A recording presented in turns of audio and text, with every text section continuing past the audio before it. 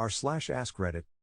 Would you watch a show where a billionaire CEO has to go an entire month on their lowest paid employee's salary, without access to any other resources than that of the employee? What do you think would happen? They'd be fine. The problem with poverty is not usually day-to-day costs. People can adjust to that. It's unexpected expenses that are crippling. It is a mix. Day-to-day you can realistically only spend 5 to 10 out of pocket that even a minimum wage worker can deal with. But prorate in the monthly costs, and it gets crazy. In my area, a one-bedroom in a bad area is still $1,200 per month, or about $40 a day. Transit for most people will be at least $5, and that is cost of mass transit to and from work, more if you drive, car, insurance, upkeep, gas. Not having a car is not always an option. On 40 hours at $10 an hour, you are bringing in about $1,200 a month. You lose some of that to taxes, but let's be nice and say you get it all. You already cannot afford a studio apartment, so you need a roommate. So you have to hopefully find someone sane, but that is not a given. So basically, on your own, on a full-time minimum wage job, you basically are eating garbage to just not be hungry. Living with 2 to 3 roommates with the same problems you have, and will have no ability to save enough to ever make a difference. $500 is huge savings over a whole year for you, and that is not life-changing at all. I doubt a month is enough to really feel the effect. And a camera team changes everything. I won't trust doing business with a random nobody, but a guy in suit with a whole production team following him? That's a different story. That's why reality shows are intrinsically just shows. It would be better if they had to live with their lowest salaried employee for a month or two, IMO. In their house, dinner with the family, travel to and from work together, same lunch, kids with homework, the works. Building that relation would IMO do much more for this problem than just experiencing below your normal standard of living before returning to it. You're more likely to feel empathy for a family you know, and much less likely to forget them. Anything else would just be another show about wealthy people having a fun adventure to talk about at cocktail parties. It would be incredibly self-serving and boring. They would never truly experience what it is like to be in the precarious position of a minimum wage employee living hand to mouth, and the novelty is just salt in the wound. It would be more interesting to see the reverse. Why not both? Or trading places, as we called it back in the 80s. Watch Rich House/Poor House on YouTube. The UK already has a show exactly like this. It's not a proper trade when they can see the end in sight after 2 weeks. That's kinda what the first comment says too. Like, how can someone experience what it's like to be poor if they know it will end in a month, and if something really bad happens they'd just call the show/episode off. The show would just be quirky BS. Oh no, my car broke down so I need to take the bus, or oh no, I have only ramen to eat. Eats full meal off camera. I love reality shows, so I'd watch it depending on who produces it. If it's too fake, with too many emotional moments, advertising and people shouting, I'm out. X Factor singer, I can't sing but my granny died an hour ago and told me to follow my dream.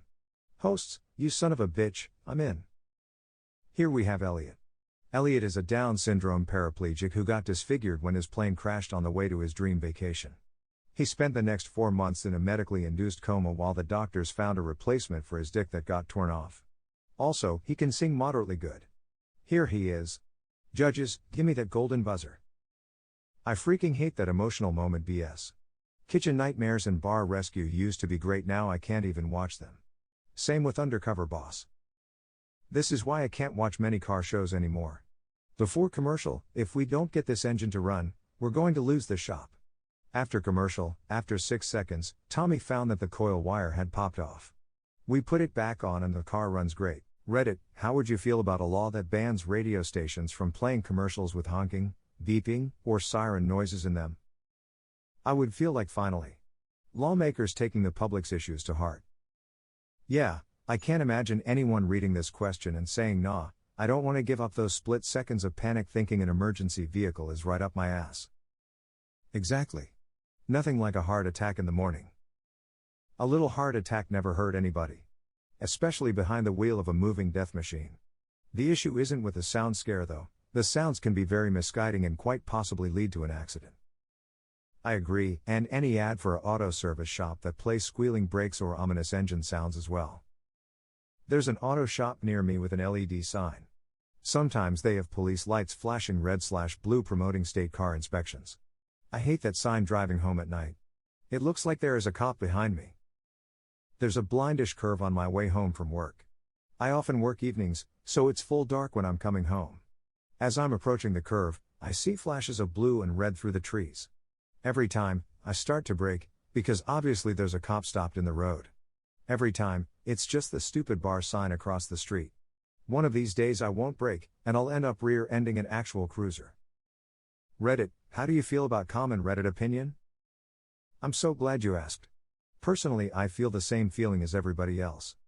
Bill Gates said, I will always choose a lazy person to do a difficult job because a lazy person will find an easy way to do it. What's a real-life example of this? I was working as a stockboy in a supermarket, and when we had to fill the milk cooler, people would bust open a 12-pack of milk cartons and put them in one by one.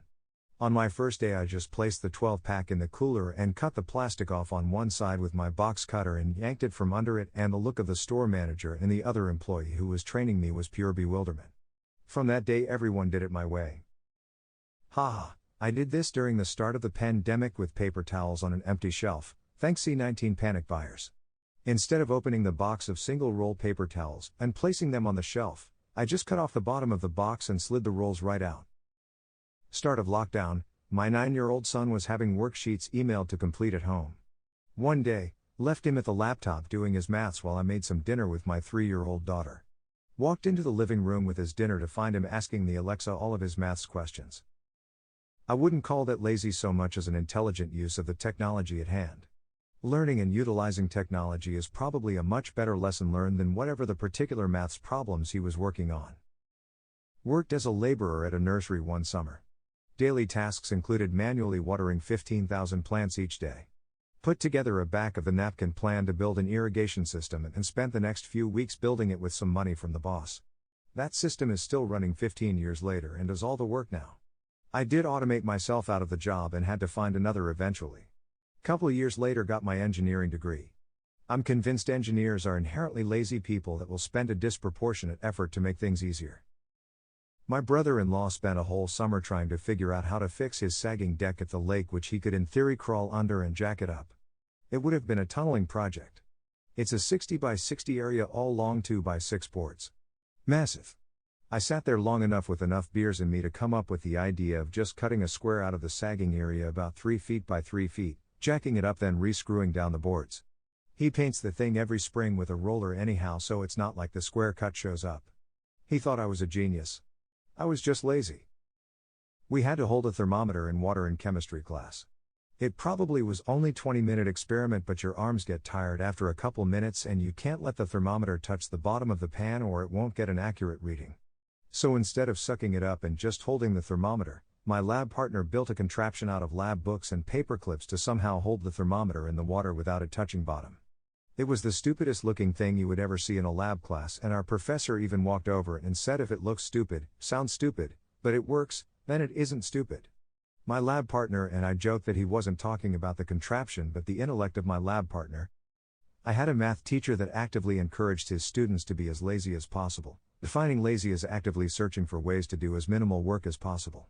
His logic was that, the way math is now, it could always be simplified and still work the same. Someone just needs to be lazy enough to find that.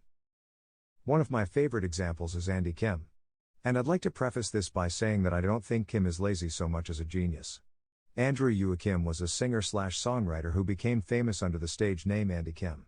He achieved success writing songs for bands like the Archies, possibly most notably Sugar. After his success, he coasted for a while until his record label dropped him for lack of output.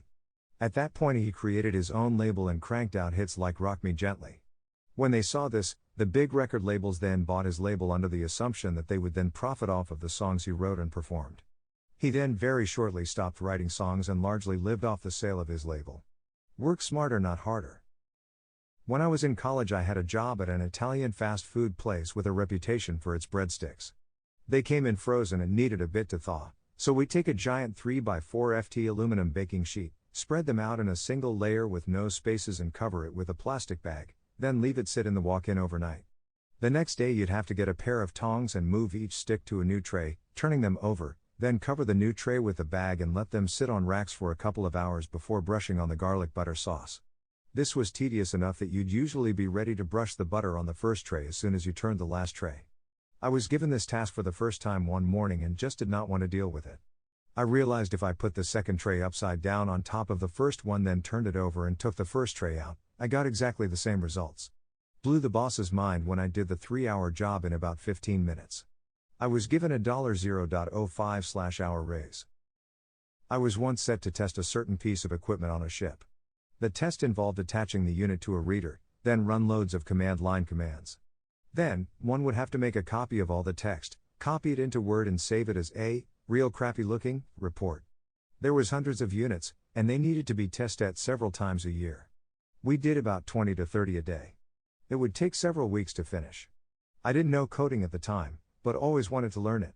Within 2 months, I had made a program, even with a GUI, to spot faults with ease, instead of having to actually read the reports. The program could read 3 units at a time, and would automatically create a smooth PDF report and save it on our server, named with serial number and date. The job was now to attach 3 units, then wait for about 3 minutes, detach and attach new ones. Basically 30 seconds work, 3 minutes break.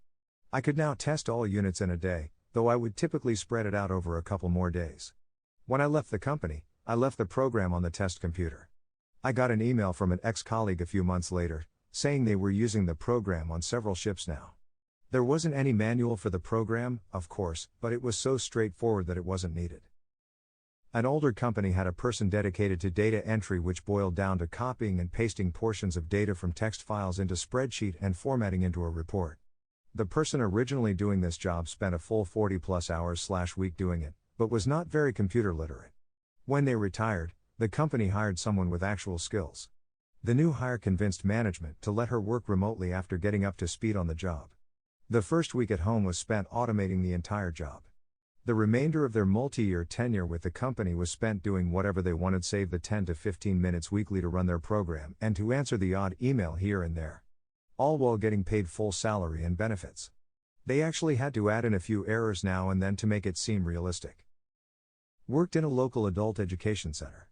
One of my main tasks was to make calculation about how many people enlisted for a course, how many of them got discounts, unemployeds for example, how many men/women/age etc. that was needed to calculate upcoming courses fees etc. That was my only work there and I hated it.